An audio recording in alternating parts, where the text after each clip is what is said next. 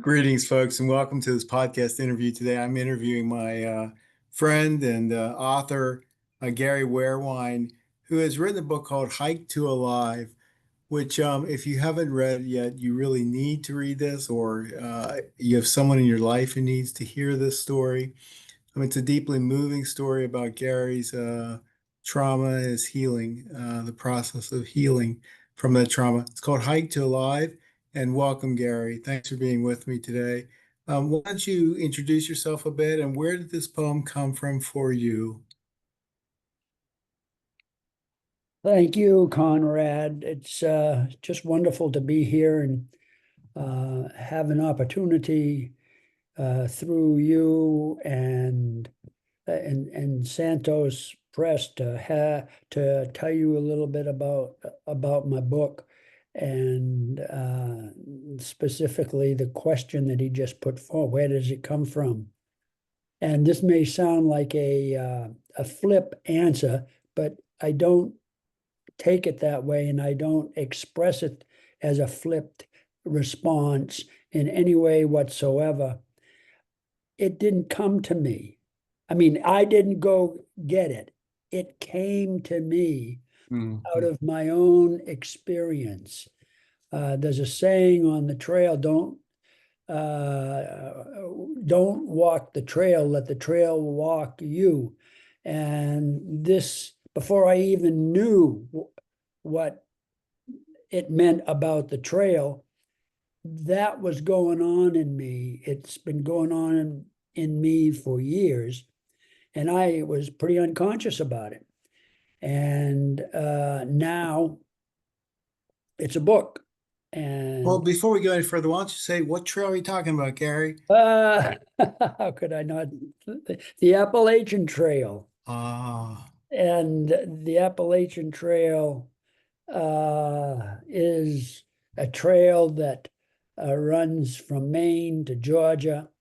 And a colleague and friend of mine, Dennis Noonan, and I bought a couple of ties at a conference we were at in Fort Lauderdale, and to consolidate our agreement with one another to go hike the Appalachian Trail, and we did. That whole story is in the book, mhm. and it opens up a lot of other things too when it's read. And I'm sure it will be appreciated. It's a funny story. This really is a remarkable story of your relationship and meeting of God on the trail, meeting of friends who you knew before, but also meeting of strangers who became friends. Um, can you talk a little bit about those, how you met God, how you met friends who were friends before but became deeper friends, and how you met strangers who became friends? I mean, in so many ways, this book is about relationships and how they bring healing to trauma. Yeah, I let me save God to last. Sure. um, the uh, Dennis and I were in seminary together. He was a year ahead of me, and we liked skiing, and so we would go from Newton, Mass, Boston, to the Lower Whites and ski on usually on a Saturday because we had student jobs on Sunday. And we both skied about the same quality and level of expertise. And that's kind of how we began to come friends that ended up who ended up hiking the Appalachian Trail together. There are other people that we met on the trail or that met us, and I've noted those in the book on covers. They've endorsed it, uh, and I think the most significant and important friendship, and it still goes on. In fact, I talked with him this morning, Tom Bailey. Tom saved my life on All Saints Day in 1981. And that the short story is, I was in a very bad spot. I was suicidal, depressed, and we climbed Mount Washington, which is the biggest, tallest mountain this side of the Mississippi. And I thought a lot about whether I wanted to live or die on that hike. And finally, this is a part of this, one of the poems in the book. I decided not to kill myself. And again, Tom was just a plain good therapist, and he's not a therapist, he's an accountant. And our friendship continues today, which says it all as far as he's concerned. One of the most poignant moments of the book for me was when your father became aware of the molestation that you had experienced, or that one of the individuals involved had a history of this. And the moment when he turned away from you and he asked you, did this happen to you? I think you said yes, right? Yes. And he turned away and had nothing to say. And wow, that haunted me for a while after I read that. It's still very, I just wondered if you could talk about how you experienced that and how you found healing through that, if you have, Gary. Yeah, that was a moment. I was a boy, I was a boy. I was very unconscious about the inner life. But I knew when he walked away that, my take on that then was, this isn't right. He's supposed to love me. And, I didn't have any idea about where that piece came from. And so I began to realize it's one of those, I guess, maybe back up a minute. That's one of those moments when I think we all have them, when we really can't put our finger on what the problem is, but we know that there's a problem. And we deal with it in all sorts of ways. Well, I just sort of let it sit within me for many years. And places like Norwich University, where I went to my undergraduate, Andover Newton postgraduate studies. And when I began to realize therapists wouldn't help me, I mentioned this in one of the poems, that they basically fired me until I finally found someone who would help me and work this stuff through. And I did, and the therapist, this was when I was a young adult, and actually, I still utilize my analyst today. He said to me more than once. He said, this is the best time in life for older people to use their analysis because they do. And you don't have to convince me about that. So that's where uh, the search to healing has led. It's been a process ever since my dad walked away. And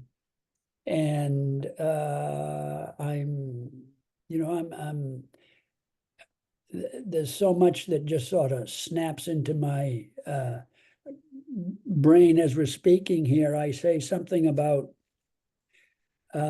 there's always some debris left behind when there's trauma. And I believe that. And I believe that's true for me. There's always trauma left behind when one is traumatized. And I'm glad I'm where I am.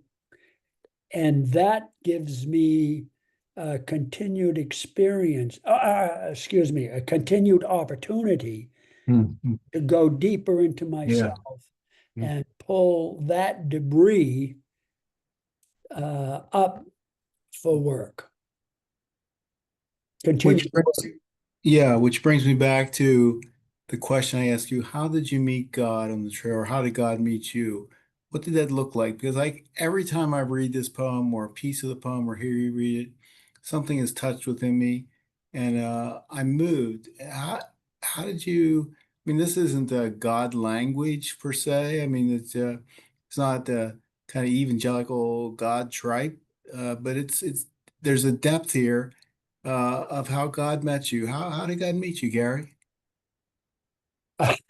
Well, I guess I would say I met God in this one.